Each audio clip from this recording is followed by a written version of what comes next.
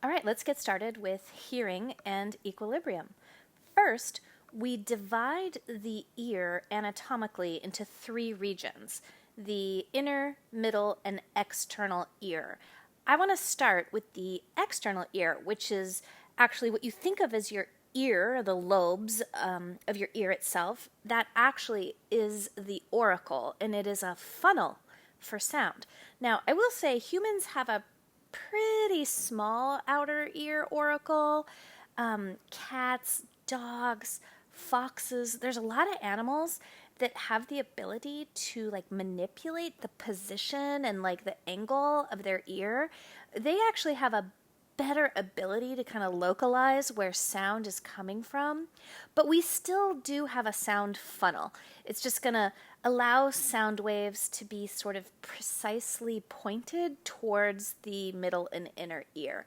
In addition to the auricle, the external ear also contains a tube full of ceruminous glands. Ceruminous glands are modified to produce earwax. Earwax actually does have a function in the human body. It does two important things. One, it helps keep the tympanic membrane lubricated and soft. If it dries out, it could be pretty brittle, and that would be bad for sound conduction.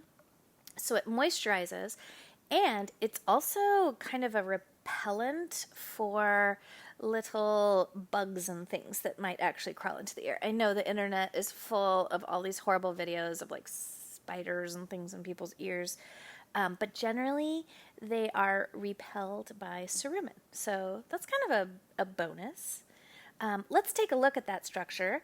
We have the auricle itself, and in the center we have, the maybe a centimeter or so, the ear canal that terminates at the connective tissue of the tympanic membrane. So this is the area where we would expect to find all of those ceruminous glands. When we talk about the middle ear, we're talking about this kind of orange-red area here on the inner surface of the tympanic membrane. You can see that it includes the three ear bones, the malleus, the incus, and the stapes. There's also going to be some really tiny muscles in there and a connection to the eustachian or the auditory tube that connects to the back of the throat. Now, the stapes is sitting on top of a membrane that is going to interface with this loopy structure that kind of looks a little bit like a snail here with a spiral, a swollen base, and then these canals. This structure is the inner ear. So when we kind of talk about sound, we're going to see sound waves funneled in by the auricle through the ear canal. It will vibrate the tympanic membrane. That energy will be transferred into the ear bones, the malleus, incus, and stapes. And the stapes is actually going to move and push and pull on the membrane connected to the inner ear. So first up, the tympanic membrane, also known as the eardrum. And if you were ever in band, like in high school, you might remember that a timpani is a type of drum. So it works in very much the same way. It's just a membrane with three layers: outer epidermal layer, middle connective tissue, very dense connective tissue, and then an inner epithelial layer as well. So it's kind of like a three-layered cake: epithelial, connective tissue, epithelial, and it's like the boundary between the external and middle ear cavity. The middle ear is more interesting. It's the inner surface of the tympanic membrane, and it includes a cavity that is filled with air, and it includes the three ear bones: the malleus, the incus, and the stapes. The malleus kind of gets a name for being like a mallet shape. The incus is sort of like I kind of look at it like an L-shaped, actually. I guess it looks like an anvil, but I don't know a lot of people who work with, making metallic objects with a hammer and an anvil, but I guess so. And the stapes really does look like a stirrup. In fact, I actually think it looks very unnatural because it is such a cool, weird shape. But those three little bones are also going to be connected to muscles. These two muscles, the tensor tympani and the stapedius, are muscles that can dampen or sort of clamp down on the ear bones when there's a very, very loud sound. to kind of reduce the volume that you hear that could potentially maybe damage your inner ear. So the example that I like to use for this is like when you're yelling at somebody, it doesn't sound as loud to you as it does to the person that you're yelling at, because these little muscles, the tensor tympani and the stapedius, are actually kind of contracting and holding those little ear bones from vibrating so much. It does take them a split second to actually respond to loud noises, so a surprisingly loud noise can still cause ear damage, but that is their purpose. They're going to kind of help protect. The eustachian, or also the auditory tube, those are two terms for the same thing. I like the word auditory because it kind of describes what this is, where it is located. Eustachian is kind of the older terminology for this, but it's just the connection between the middle ear cavity to the back of the throat. And because the middle ear is full of air, and pressure is going to actually dictate how well those little ear bones are moving inside the middle ear, we do need a way to equalize changes in pressure. You probably notice this when you're like on an airplane and the cabin is pressurizing and you feel a bunch of pressure pushing on your eardrum from the inside. You can kind of chew gum or maybe move your jaw, maybe close off your nostrils and force air up through that auditory tube to equalize that pressure. But that's sort of the purpose of the auditory tube, just to allow the outside atmospheric pressure to be the same through equalization in the middle ear, so that all of those structures are moving without any resistance. Here's what that looks like. I'm always kind of marveling at how small the middle ear is, but you can see from the inner surface of the tympanic membrane, the malleus, the incus, and the stapes, we've got several little stabilizing ligaments, and the muscles are in there too. But pretty small space. Here's where it connects to the auditory tube. I will note that there is a little bit of a constricture, like where that tube is naturally sort of collapsed on itself. This is why you kind of have to chew gum or blow air into that auditory tube to equalize that space, because this kind of just naturally closes unless there's a lot of pressure pushing it open. Also, one of the reasons why middle ear infections can be such a drag, because it can get like trapped pus and mucus and all sorts of like microbes in there and not be able to drain very well. But that's another story. I do want to draw your attention to the stapes. That bone is very much like a stirrup on a horse's saddle. It's so delicate and amazing. It's kind of almost unnatural looking. But it is sitting on top of a membrane called the oval window. And this is basically like how all of that movement is going to get transferred into the oval window. The tympanic membrane is going to vibrate with sound waves. That vibration is going to be transferred into the malleus, then to the incus, and then the stapes. And as the stapes is moving back and forth, it's actually going to be pushing and pulling on the membrane of the oval window, creating like a wave of fluid, because the inner ear is actually full of fluid, transferring that energy onward into the inner ear. Now, before we start talking about the inner ear, you're going to come across a couple of terms, and I want to be very careful, because when you see pictures of the inner ear, it really looks like it's some kind of weird little structure that's all encapsulated. Maybe you could even like pop it out of someone's ear and take a look at it, but that's not actually what it is. It's actually a channel that is carved through the solid portion of the temporal bone, and there's these little membranes like just suspended inside that channel, and those membranes are also surrounded by different types of fluid. So when you see the inner ear, like a picture of it, I don't want you to think of like a little cool structure that you could pop out. I want you to think about a labyrinth inside bone. And a labyrinth is just a maze, right? So it's just like this really curvy, convoluted channel in solid bone. If you were to take it out, you would have to actually cut out someone's entire temporal bone. And if you sliced it open, you would only see like a carved channel inside that solid bone. Now, It is filled with fluid, and there's actually two types of fluid, but the one that kind of surrounds everything is called perilymph. This is a watery kind of, light fluid that I would compare to cerebral spinal fluid. It has some similarities to cerebral spinal fluid. It has some kind of special properties too. But the inner ear itself has no air like the middle ear. The inner ear is full of perilymph. And you will also see periosteum. And periosteum to you should sound like, something like a membrane of bone. That's just this inner epithelial lining that kind of has the same contour as the channel that's cut out through the inner ear. There are three important anatomical regions here. We have a base, which is like the vestibule. It's kind of like this round kind of central area. We have three loop-de-doops. Those are the semicircular canals, and there are three because when you are looking at trying to triangulate the location of a sound in 3 dimensions, which we live in 3-dimensional space, there are 3 axes. There's X, Y, and Z.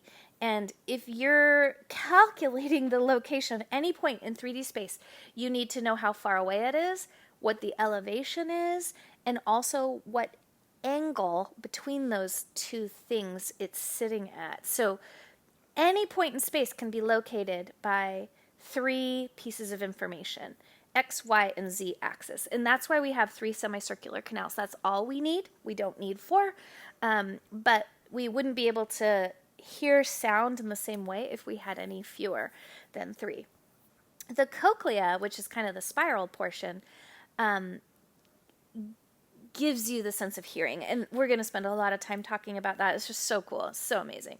But in the vestibule, we're going to have certain types of equilibrium information, and I would call that pretty static equilibrium, like up, down, like are you right side up, upside down. Where you also see the vestibule coming into play is if you're moving forward or backward. The semicircular canals allow you to determine if your body is moving at any other weird irregular angle. So like if you're spinning or turning, if you're pulling your head to one side, those semicircular canals are going to detect what I would call angular movement. So now that we've had our discussion, I want you to look at this picture. It's kind of a beautiful picture. This is the temporal bone. You can see the auricle. You can see the external ear canal, the tympanic membrane. The little ear bones are really small there, but you can kind of see this shape, these loops, this base, this spiral. If we pull that out, what we can see here at the base, this kind of swollen central area, is the vestibule. These loops are the semicircular canals. I'll just make one note that they are kind of a little enlarged at the base. And then, of course, this spiral, like a snail shell, is the cochlea. So here we have the 3 parts of the inner ear. And like I said, it looks like a thing. It looks like a thing. You could play with it. This is just the shape of the tunnel that is carved in this bone. So if you were to kind of take a look at this, it would just look like recessed space inside solid bone lined with periosteum, and it would be filled with fluid. Now, inside that channel, that bony labyrinth, we have membranes suspended throughout the semicircular canals, the vestibule, and also the cochlea. Those are all continuous. They're all connected, just sitting in the perilymph, and it produces a membranous tube inside there. So that tube of membranes sitting inside the bony labyrinth is called the membranous labyrinth. Same shape. However, what's kind of cool about the membranous labyrinth is it forms an enclosed tube, surrounded by the perilymph fluid, and on the interior of those tubes are special membranes, really cool membranes that we're going to talk about within the membrane tube, and they are suspended in a different type of fluid. So there's a heavy, thick, very proteinaceous, high in potassium fluid called endolymph. This is a more gelatinous fluid, if you will. It's just heavier because it has a lot more proteins in it. So first, we have to kind of visualize this channel of the bony labyrinth filled with fluid, perilymph, and there is a tube of membranes that follows that contour called the membranous labyrinth, and that tube of membranes is also filled with fluid, and there's other special cells in there, so that we're going to talk about it, but that inner tube is filled with endolymph. Now, we will see each part of the membranous labyrinth has, special qualities, special characteristics, special functions. But imagine, this is the shape of the bony labyrinth. The membranous labyrinth is going to be within here. And we will see, I'm going to divide it even further into a cochlear tube, cochlear duct. We'll have in the vestibule 2 different portions of that membranous labyrinth, the saccule and the utricle. And then the semicircular canals will have semicircular ducts. A duct is just a better word for a tube of membranes. Let's start by looking at the membranes in the cochlea. So first, I've just kind of chopped off the vestibule and the semicircular canals here. And this is the cochlea. There are 2 3/4 turns here. That is how long our cochlea is. I will say some animals do have longer cochleas, like larger spirals, more turns, but ours is about 2 3/4 turns. Within this cochlea, we will see that there are tiny little membranes suspended inside. You can see it in a cross section here. There's these little membranes within that tube. That's what creates the cochlear duct, okay? Now, the cochlear duct has sort of a sandwich of 2 membranes that allows those to kind of be separated from the rest of the space here that's just filled with perilymph. And in between those 2 membrane sides are specific membranes. One is going to be the vestibular membrane, and one is going to be the basilar membrane. So I wish that this duct was a circle, but it's not. It's actually like 2 membranes leaning against each other, kind of forming more of a triangle. And within that space, that's where we see the endolymph. Now, this membrane goes all the way around. So it's one sheet of tube with endolymph. It's completely continuous, and it starts at the oval window. Remember, the oval window is sitting right underneath the stapes. So the stapes is going to kind of create some movement here, pushing and pulling on this fluid, and that fluid is going to have like a wave that travels through this entire cochlear spiral. And eventually what we'll see is stimulation of some of the cells inside that little triangular cochlear duct. Maybe it will help to kind of look at this more closely. I like this picture because it is one cochlea, one complete cochlea. Here's a turn, here's a turn, here's a turn, and here's a turn. It's just been kind of sliced down the center. So what we're interested in is one turn of the cochlea, right? And I want you to envision this as being like if you took that snail shell spiral with 2 3/4 turns and you just kind of unrolled it so that it was straightened out, and then you chopped it right in the transverse section, this would be one turn of the cochlea. So the cochlea would be like turn, turn, and then almost another full turn. But each portion of the tube, each cross-section of the membranous labyrinth allows us to see where those membranes are. So this is one turn of the cochlea. We would expect to find the periosteum, and then this blue indicates that it's filled with perilymph. These membranes here actually create a separate channel. This is the cochlear duct. The green indicates that it's filled with endolymph, very viscous, thick fluid. And also very noticeable here are other structures. This is going to be the apparatus of receptors that allows us to tune into sound. But before we get to that, I just want to mention a couple of other things. On the top of the vestibular membrane, and you'll notice that this is labeled Reissner's membrane. That is just the person who kind of described this the first time. We're trying to modernize that. You might run across it in very, very old literature, so I'm trying to introduce that term to you.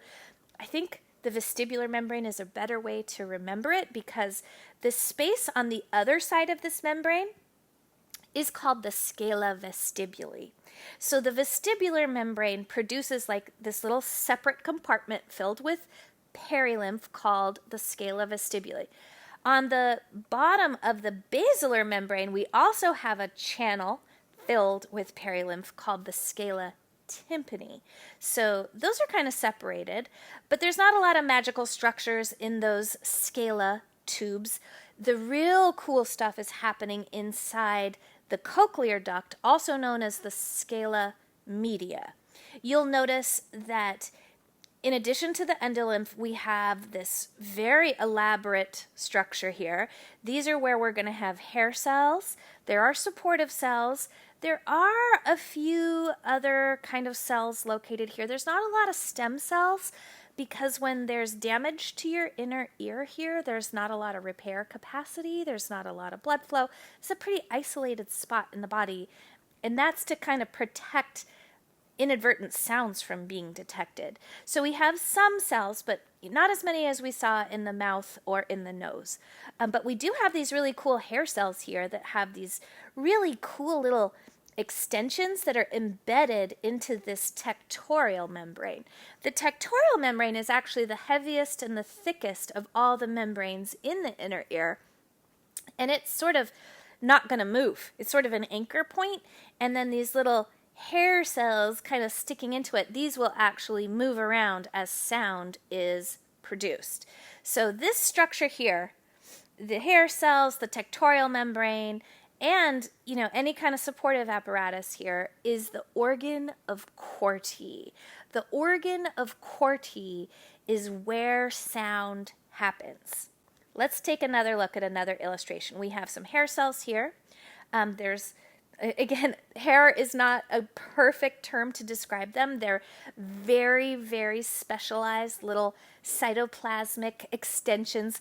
They are embedded into this tectorial membrane here, but we'll see that as this entire basilar membrane starts to vibrate, it'll kind of move those hair cells up and down, and as they're pushing and pulling, that will generate the action potential. So this is the organ of Corti, and this is really, really, really, really cool. You can see that those hair cells are going to interface, with the next nerve cell and then, project that impulse into the brain. But very delicate, very incredible histological structure. Now here is an actual picture of the cochlear duct with all of these membranes. We have let's see if I can get my highlighter here. We have the vestibular membrane here. I think the vestibular membrane is so crazy cool because it is only one cell thick. It's an incredibly delicate membrane. We have the basilar membrane on the bottom, and then this is where all the hair cells are. This is where the supportive cells are. And you can see that in this image, the tectorial membrane has actually kind of separated from the actual hair cells themselves. And this is because when we slice this structure for histological microscopy evaluation, it damages the hair cell almost every time. Like it's so delicate that as you slice it with a microtome, which is like a really fancy microscopic knife, it just peels away. So this is artifact. This is not how it actually looks when it's working, but this is always how we see it. But to be really honest, it looks very similar to the illustrations. This is a very true to anatomical, version illustration that we're looking at. I want you to look at this for a second because it's actually really cool. In previous videos, I mentioned to you that the cranial nerve for the hearing, cranial nerve 8, the vestibulocochlear nerve, actually does have some motor function. I know it's hard to believe that it's not all just a sensory nerve, but this is actually why. This is a hair cell that has been removed from the organ of Corti. And this actually still does this weird behavior when we pop it out and we put it in a petri dish. It's actually contracting. And what's so weird about that is that when you understand how hearing works, which we're going to start in the next slide, any kind of movement in the inner ear produces a sound. And this actually produces an autoacoustic sound. And what I mean by that is as your hair cells are naturally kind of contracting up and down like this, and you can see they're actually kind of moving pretty quickly, it does produce a little popping sound. And you tune it out, it's really quiet, but, and this is kind of interesting, we can hear it with acoustic instrumentation. And this is one of the non-invasive tests that we can do in newborns to confirm that they have the ability to hear. It can be really unclear whether or not a baby has hearing problems or is even deaf until they're at a certain age and they can kind of respond to sound cues, because little babies are just kind of like little slugs or whatever. But you can actually listen for the movement and the sounds that these little hair cells produce. It sounds like this, little popping sounds. And the number of pops per minute can actually be counted. And with hearing deficits, there's actually fewer movements of the hair cells, and we can actually identify profound hearing loss without doing any other invasive tests. We don't need a baby to be able to communicate if they can hear sound. It's a very, very early detection mechanism. And this is why I really wanted you to think about that cranial nerve is also having motor function, because it's actually contracting, which I just think is so mind-boggling and cool. All right, let's do it. Let's do the physiology of hearing.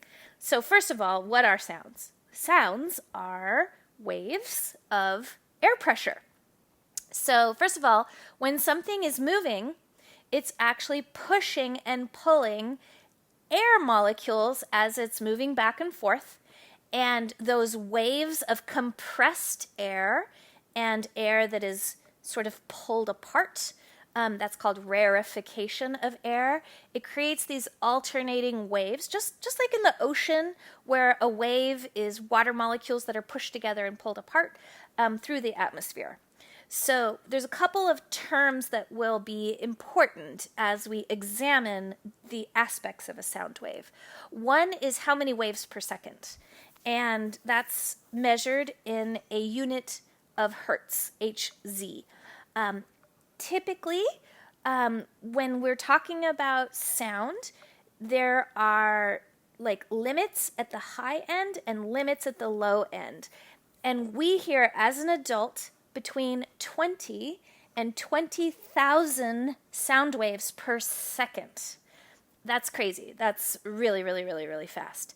Now, we do describe this range based on our own range of hearing. There are some animals that can hear sound waves that are slower than 20 per second, and there are some animals that can hear higher frequencies that are vibrating faster than 20,000 hertz per second. In fact, I would actually say that as an adult, we sort of lose the ability to hear really, really high-pitched sounds and sometimes very low-pitched sounds.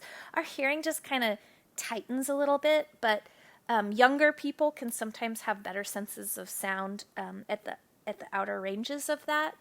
It's just kind of interesting. So frequency, number of waves per second.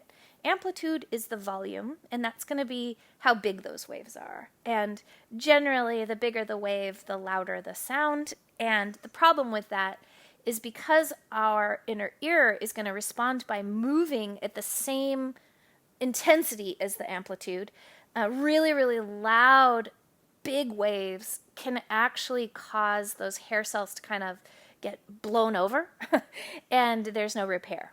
So really, really loud sounds are extremely dangerous. That's why we have those muscles and dampeners in the middle ear. Timbre, it's kind of a interesting sort of almost a musical term, I think. Timbre is sound quality. And what I mean by sound quality is how many frequencies are you hearing at the same time? Now, this is kind of the debate between vinyl and electronic music. Vinyl is continuous sound. Electronic music, any recording that's electronic, is actually samples. It's actually like thousands of samples of the sound per second, but they're so close together you don't even realize that it's not continuous sound. Also important with timbre is how many different frequencies you're hearing at the same time, and your brain actually averages those frequencies. And I don't know if you've ever had this experience, but like when I'm talking to like a chatbot or a robo telephone solicitor or something, like the digital voice, like it doesn't sound natural to me because it's a pure tone. Like most sound that we hear in nature is actually multiple frequencies that our brains kind of like sandwich the frequencies together. We average them and we hear what we think of as a very natural sound.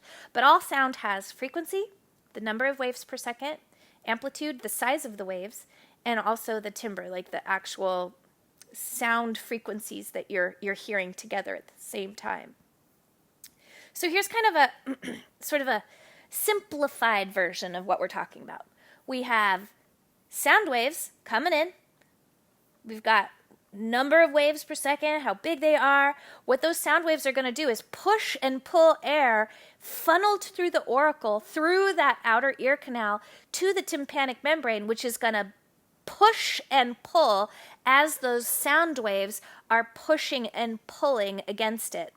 Now, notice that the malleus is on the center of the tympanic membrane. And this is important because your tympanic membrane is actually about 10 times bigger than that point where it connects to the malleus.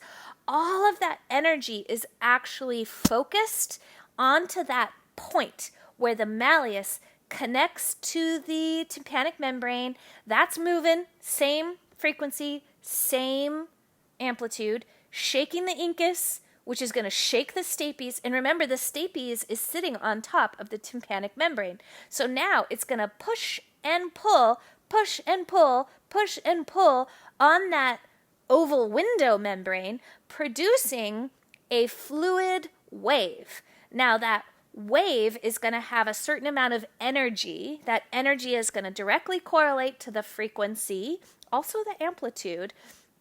And what we have here is we've sort of simplified that cochlear duct to just the basilar membrane, but the basilar membrane is important because that's where the organ of Corti is sitting on top of. So that wave is going to push and pull the entire cochlear duct, because remember the vestibular membrane is just that one cell. It's very thin.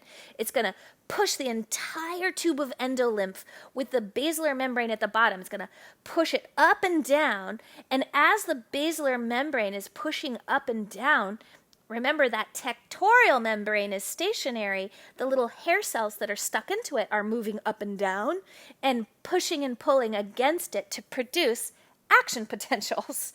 Now, the wave will actually move through the cochlear duct where it's vibrating it, and then it enters the scala vestibuli, and that scala vestibuli, again, just perilymph, and it kind of rounds out to the very back, the end of the cochlea, which is the round window, and the round window also facing the middle ear, it's going to just bulge that membrane and absorb all of that energy from that sound. We really need something to stop the stimulation here, because when the sound stops, we need to have this whole wave environment also stop. So we need some kind of a sound wave dampener, which is the round window. So sound comes in, it shakes the tympanic membrane, that energy is transferred in through the ear bones, it shakes the oval window, producing a pressure wave, which is going to push and pull the basilar membrane of the cochlear duct. That's going to push and pull up against the hair cells as they're crashing up against the tectorial membrane. The energy itself is going to flow through into this scala tympani, and then it's absorbed by the round window. So here's how it works. Sound waves are going to be funneled in through the external ear.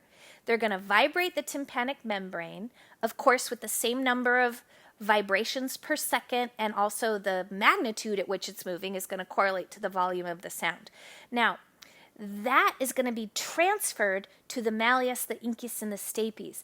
And I want to point out this term, that it's amplified is happening here between the tympanic membrane and the malleus. And that is because the size of the tympanic membrane is actually pretty large, like a trampoline. And the malleus is just touching the tympanic membrane at the very, very center. So all of the energy from the tympanic membrane is actually sort of consolidated to the malleus. And that actually amplifies or makes sounds artificially louder. We actually experience sound 10 times louder than it actually is in the world because our tympanic membrane kind of, forces all that energy into a very, very small malleus. There are some other extraordinary animals, and I'm thinking about frogs. Frogs actually have an external tympanic membrane. It's that big round thing on the side of their head. They actually amplify sound way bigger, and that's why it's really hard to sneak up on a frog because they can hear you coming from like really, really, really far away. So this adaptation to like amplify sound, we see it all over the animal world, but it's important because we want to be aware of those sounds, and they're not actually that loud. Our transfer from the tympanic membrane to the malleus actually helps that out. Anyway, as the stapes is vibrating, remember it's sitting on top of the oval window on the inner ear, and as the stapes is pushing and pulling on that oval window, it's going to create pressure waves in the perilymph. Recall that the oval window is also going to be right on the other side of the scala vestibuli. So that scala vestibuli has these perilymph pressure waves that are literally like ripples in a pond, right? Like waves. Those waves are going to basically travel down the cochlear duct. Now, on the inside of the cochlear duct, we have that set of membranes, the vestibular membrane, the basilar membrane with the organ of Corti sitting on top of it, and the endolymph, right? So that tube, or I guess it's typically a triangle, but like, humor me, that set of membranes that produces that tube filled with endolymph is going to get pushed on as that wave is traveling. Now, let's just kind of take a little sidebar for a second. The basilar membrane, as you know from lab, has variable thicknesses from the beginning to the end. It's actually thicker and stiffer at the beginning, and as you kind of go down the spiral to the tip, it gets thinner and thinner and thinner and thinner. And I want you to think about energy here of a sound wave. Sound waves do have energy. It depends on the frequency and also the amplitude, but particularly the frequency. So high-pitched sound have a lot of energy. These are the kind of like where you can break a glass by hitting a high note or something. That's a really high energy. Low-frequency sounds have lower energy. So where you have a thicker basilar membrane, it's going to take more energy to actually push that basilar membrane down to get that organ of Corti to move up and down against the tectorial membrane in the organ of Corti. A lower energy sound is going to need less energy to push that basilar membrane if it's thinner. So our cochlear basilar membrane here has variable thicknesses that allow us to perceive different frequencies of sound because the waves have just the right energy to push that portion of the cochlear duct with all the endolymph and all the membranes down, and then precisely move the basilar membrane up and down at a specific energy level. This is how your brain maps what sound you are hearing. That little portion of the basilar membrane gets stimulated because the wave is hitting it with just the right energy to make it go up and down. It's very important that you identify that different sounds are going to hit that cochlea at different places, and it is determined by where the basilar membrane thickness is now equal to the energy of that sound wave. The other thing we need to talk about is at the very, very end, that energy, that wave, goes through the basilar membrane, and then it kind of comes back to the beginning of the cochlea on the other end in the scala tympani, where there is a round window which absorbs the sound wave energy and stops the wave. We actually have to stop this. We don't want the waves to kind of bounce back and create an echo. Now let's get to the action potential part. Woo! All right. So we have our stereocilia of the hair cells embedded into that tectorial membrane, right? As they're bent up and down, pushing and pulling, they're going to basically initiate an action potential. And what's so cool about it, is that they actually alternate based on the direction of how they're bending between depolarizations and hyperpolarizations. And I just want to remind you that we have some sounds that are thousands of waves per second. The pattern of depolarizations and hyperpolarizations can be so fast in this case that you wouldn't even believe it. The other thing that I'll just kind of remind you of is that endolymph is very high in potassium. That's really key for allowing these polarization events to occur so quickly. But action potentials are going to then be transmitted to cranial nerve 8 and then onward into, the auditory processing parts of the brain.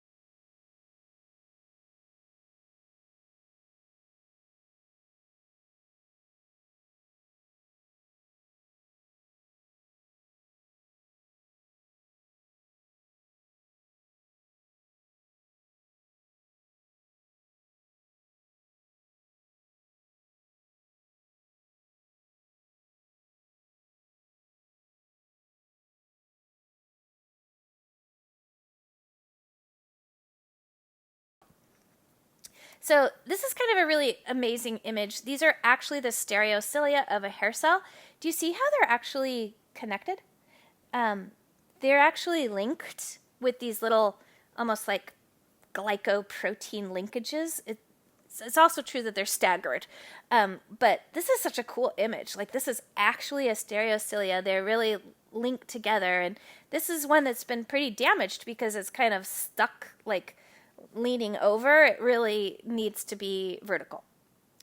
Anyway, let's kind of walk through this another way. Let's visualize this.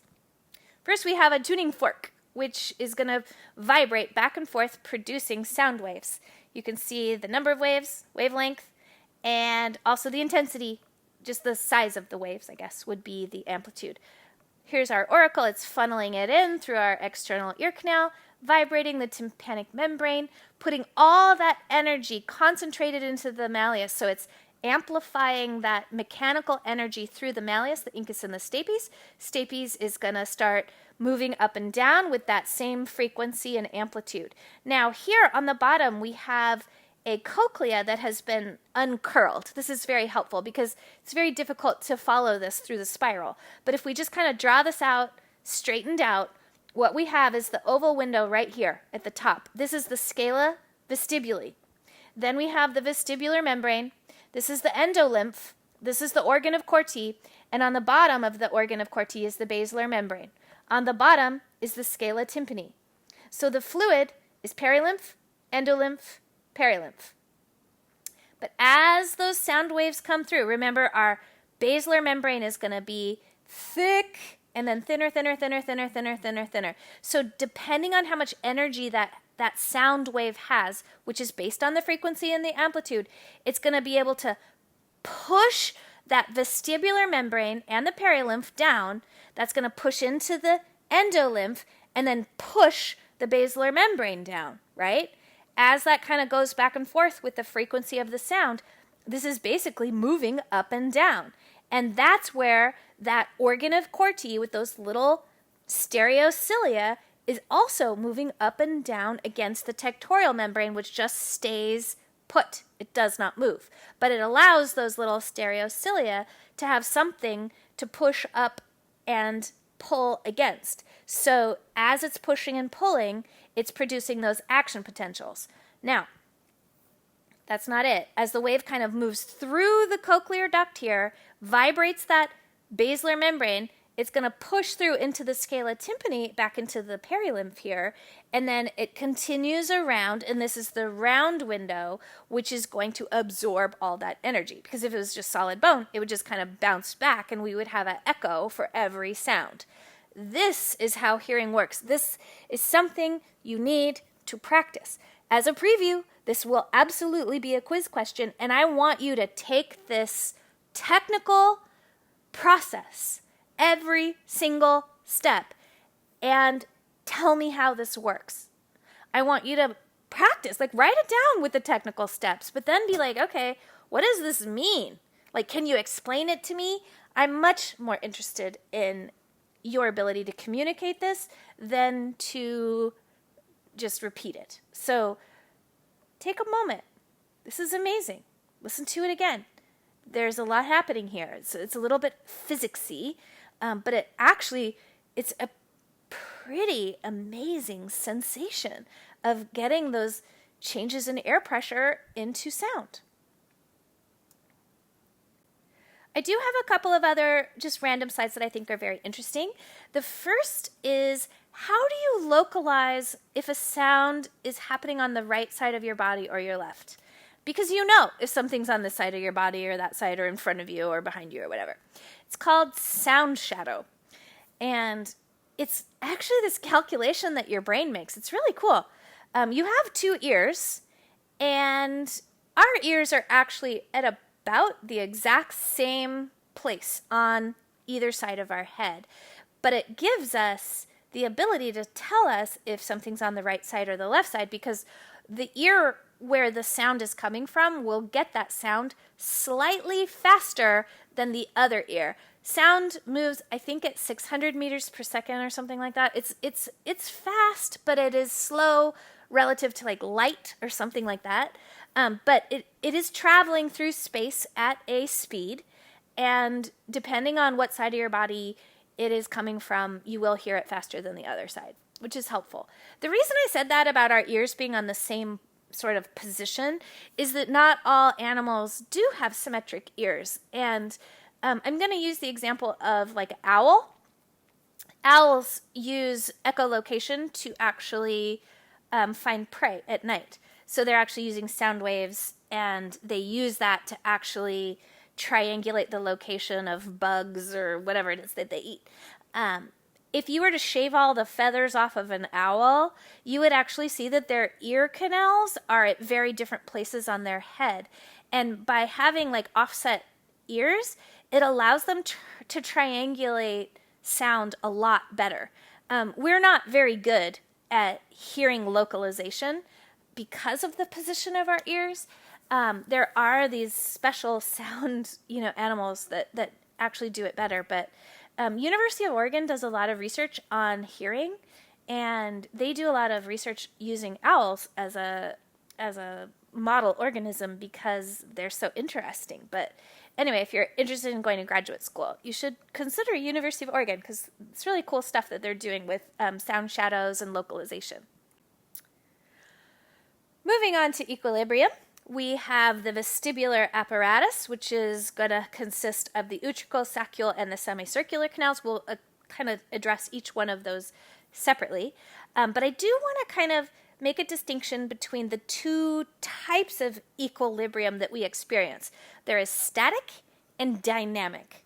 I'll start with dynamic. Dynamic is angular acceleration, like when you're turning at some kind of angle, maybe a cartwheel or a somersault, or even just moving your head 30 degrees to the right or to the left. Those are angular motions. Static equilibrium is vertical acceleration, and this is really gravity. Like, you know where your gravitational top and bottom are, even if you're doing a headstand or something, you know where gravity is. That's vertical acceleration. Vertical acceleration is just a fancy word for gravity. And linear acceleration, which is forward and backwards. So think about like up, down, forward, backward as static equilibrium. Dynamic equilibrium is every other type of angular movement. Let's start with static. Static equilibrium, we're talking about two specific membranes, the saccule and the utricle. The saccule is for vertical acceleration, and I always remember, this is dumb, but I'm going to tell you, when you're bringing your groceries in, you set the sacks down vertically, or it would all fall out. The utricle is for horizontal forward and backwards acceleration. So like when you hit the gas or slam on the brakes, you are experiencing the sensation of the utricle. Now, the utricle and the saccule have like a sensory area where we have basically hair cells. Those areas are called the sensory maculae. So a macula is just a sensory area with lots of sensors. In this case, those will be hair cells. They're kind of organized in little bundles in this case, and there is a membrane very similar to how we saw in the organ of Corti, a membrane laying on top of the hair cells, but this is a special membrane because it actually has to move a little bit, so it's not fixed. It is gelatinous, but it has these otolithic crystals embedded into it, which kind of gives it a little bit of weight. We actually need to detect this type of sensation, an ability to sense what we call inertia, which is changes in acceleration. So we need something heavier than just the membrane. We actually need to put rocks on them. So these are membranes that are heavy because they have rocks. Those rocks are called otoliths, and they consist of calcium carbonate crystals. So let's take a look at this. Here's the area that we're talking about, that vestibule with the utricle and the saccule. Remember, the utricle is for forward, backward, and saccule is for more up, down, vertical acceleration.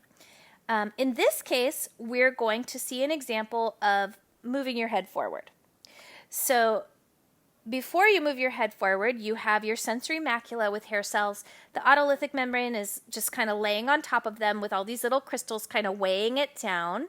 But as you move forward, it kind of slips forward and pulls those hair cells one direction.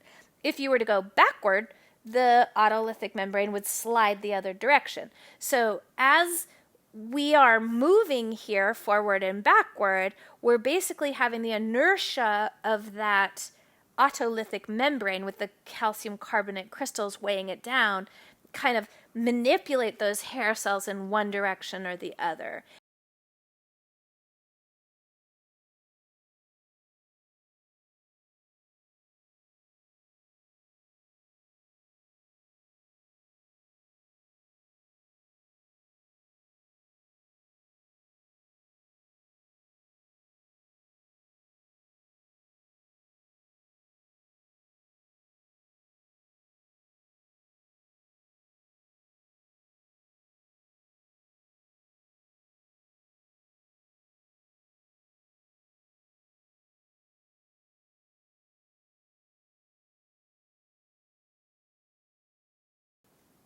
For dynamic acceleration, we're talking about angular momentum. And again, we have three semicircular canals. Now, your book likes to call them anterior, posterior, and lateral. And I get that. I totally do. However, the problem with that is, how do you know which one's which? Because it's really hard to know how your inner ear is situated. Here's how I want you to think about it. Coronal, sagittal, and transverse. You know where those planes are, right? You have like a coronal semicircular canal, same direction as a coronal plane. You have a sagittal and you have a transverse. So much easier to identify those directionally rather than relative to themselves. But the coronal is the anterior, the sagittal is posterior, and the transverse is lateral. And again, these are for any kind of rotation of your body. So remember, the semicircular canals have a kind of a swollen base. That's the ampulla or the bell. And that's where we actually have the sensory macula here. This is where we have our hair cells. There is a slightly different shape of how these hair cells are organized. They're on a crest. So in Latin, a crest is a crista. And these are the crests of the ampulla, the crista ampullaris. It's like a projection or a crest down all the way across the semicircular canal ampulla, and the membrane here that's laying on top of them, because everything in the inner ear has like this weird little membrane laying on top of the cells, it's called a cupula. A cupula is a gelatinous membrane kind of coming down from the top of the ampulla, embedded into the tips of the hair cells. So here is kind of how it looks. Here's the ampulla, here's the crista, right? And you can see this little cupula coming down. Now, these canals are filled with fluid, right? So here's what is going to happen. As you move your head in an angle, that fluid is going to push through the tube, and it's actually going to pull on one side and push on the other side of the crista ampullaris with the hair cells embedded into the cupula. As that fluid is pushing one direction, it's going to push this cupula like a sailboat sail. If it's coming from the other direction, it's going to blow that cupula the other direction. So we basically get to the right, to the left, but we have 3 semicircular canals. So we have one to the right, one to the left, one to the front, one to the back, and one to the, lateral sides. So we can actually tell any direction that we are moving our head with these semicircular canals having fluid pushing through the tubular, canal portion, and then it pushes or pulls the cupula based on the direction, and how those hair cells are moving is going to send impulses to the brain.